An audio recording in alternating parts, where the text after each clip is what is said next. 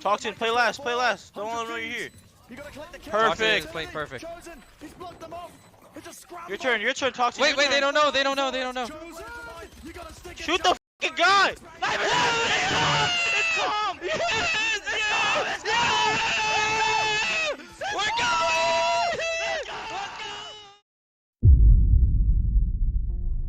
In the final week of VCT Americas, 100 Thieves' season ended tragically when they missed playoffs after losing their final game against MIBR, who were already out of playoff contention.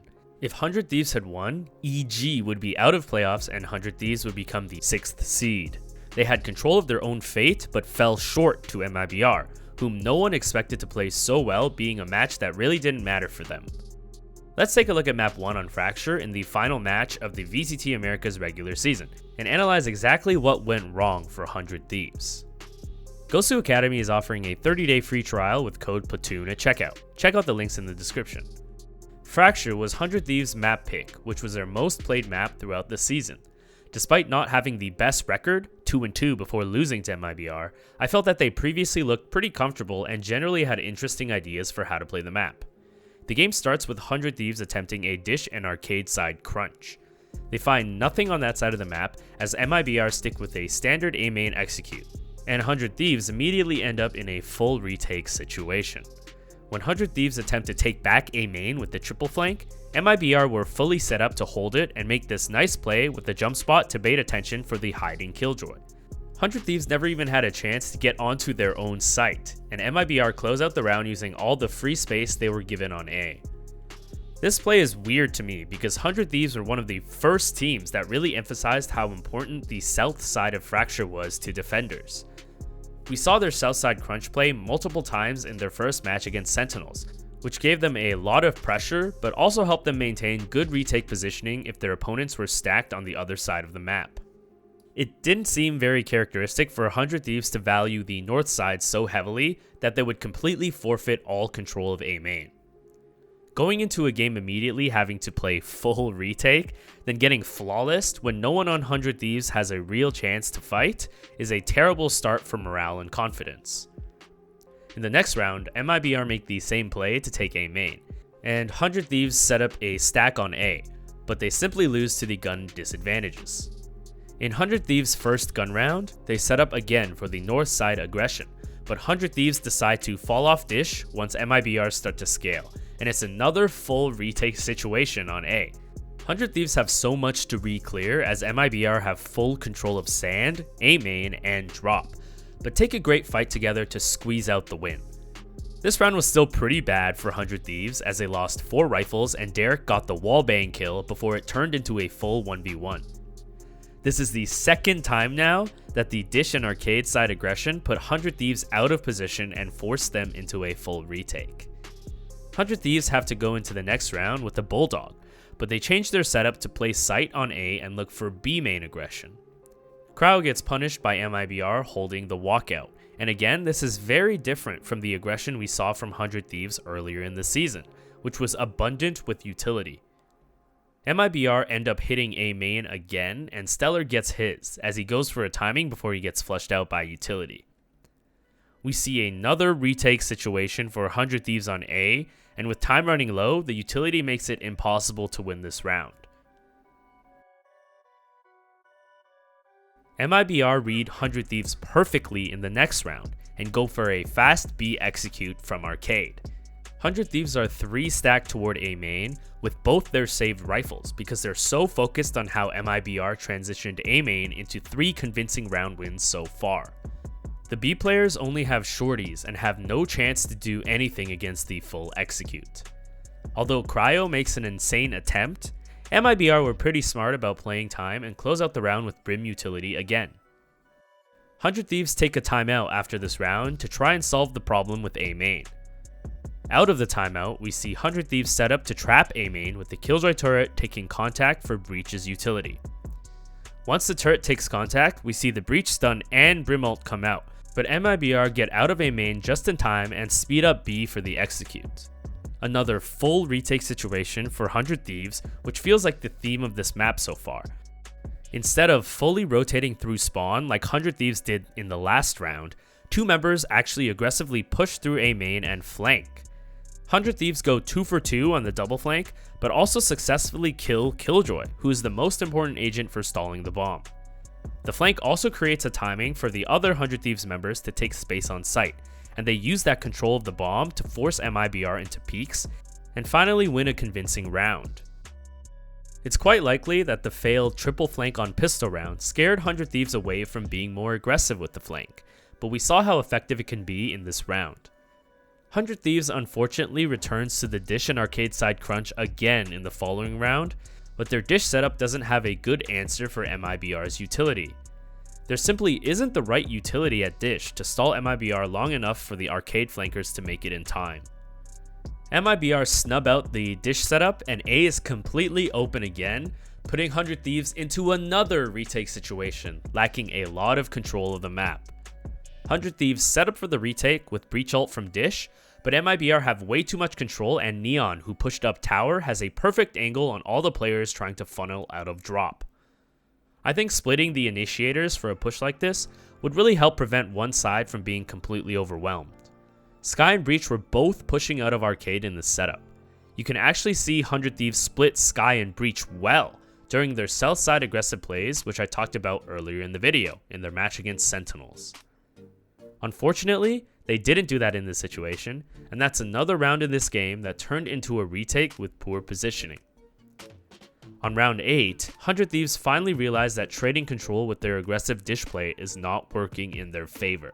Instead of attempting any type of aggression, 100 Thieves play a standard setup with Killjoy anchoring B and Jet opping A main with their key utility in rotational positions.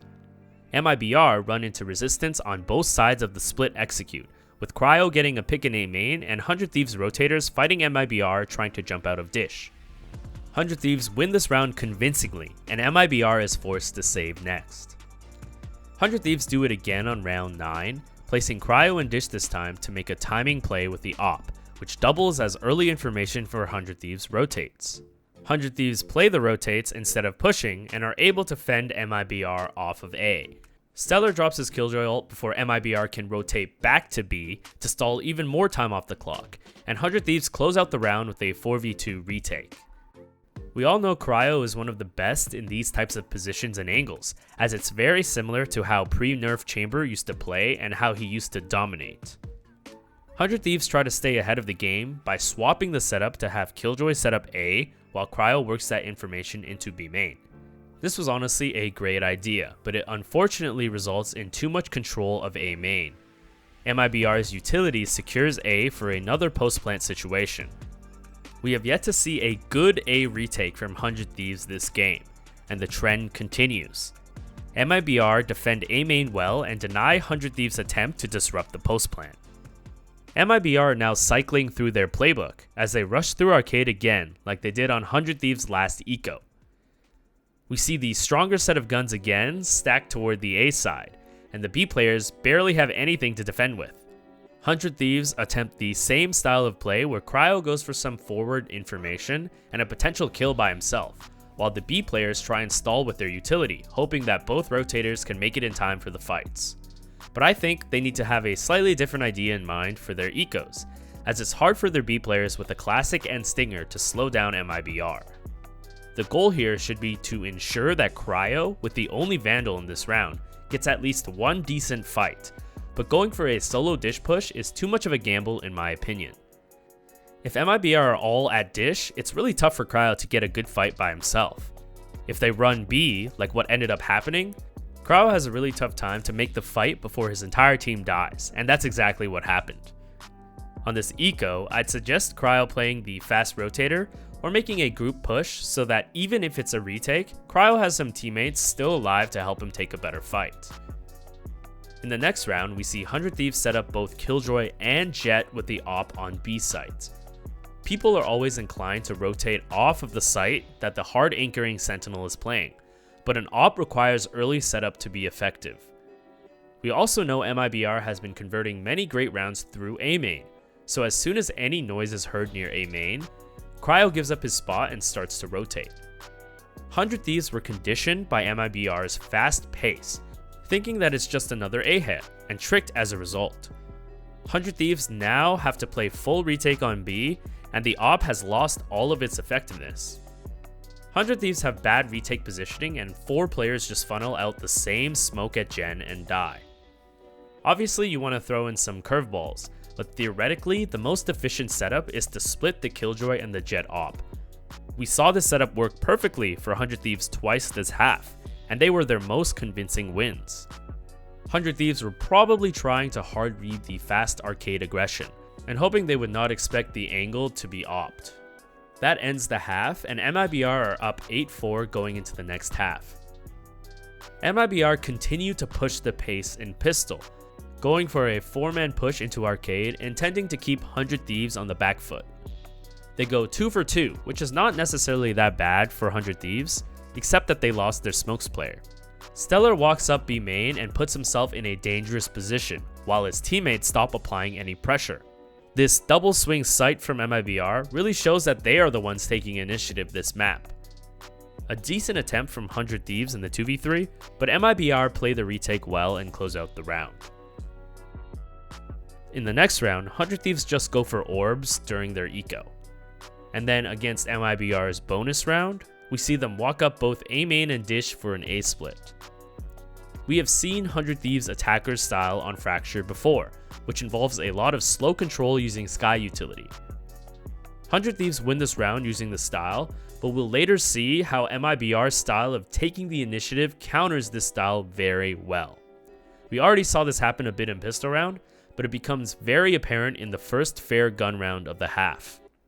MIBR are very aggressive into B main and gain a lot of info, while 100 Thieves are 4-stacked in A main trying to walk up. MIBR immediately rotate to stack A off of this info, while leaving Neon underground. All of MIBR is focused and ready for the A hit when 100 Thieves finally make it up A main, and they have no chance. In the next round, 100 Thieves find a small hint at the answer, when Cryo gets into MIBR's spawn through sand. MIBR's stacked aggression means that there are holes like this to punish, but the opportunity must be taken while the aggression from MIBR is happening, and before MIBR can reset and rotate. Using Cryo's forward position, 100 Thieves rotate out of B quickly to hit the weakly held A site and win the round. 100 Thieves go back to their slow walk play through A main in the following round against MIBR's eco. Unfortunately, Bang drops these close smokes, but against an eco, it's definitely better to drop the deeper smokes and find the longer angle fights rather than putting your team in a claustrophobic situation. MIBR especially are so good at taking advantage of fights like this and make a great play pushing through the close smokes. Cryo misses a good chance to plant the bomb during the Brim ult and goes for a peek, which doesn't work out. Although it's a 2v3, 100 Thieves still have the gun advantage and they get some key kills back. They drop the Killjoy ult, but then Asuna over peaks with the only play that could throw the round, and MIBR don't waste that opportunity. We get to the final round where we see a summary of everything that went wrong this half. 100 Thieves slow play into arcade while MIBR are fast pushing into A main, and they're gathering a lot of great info for their team. Stellar takes first contact, but he's also the solo lurker in B main while his team was still playing slow through arcade. MIBR clear B main with their flankers, and it's easy to know that all of 100 Thieves are now in arcade, and MIBR breach ult it to prevent the push. 100 Thieves stay silent and hope that MIBR rotate back to A, but they don't really bite and are still stacked B for the rehit. The Killjoy and Brim ults completely cook 100 Thieves, and the map is won by MIBR 13-6. I'm sure you know how the rest of the series went for 100 Thieves, but hopefully this video gave you some insight into what exactly went wrong for them on Fracture.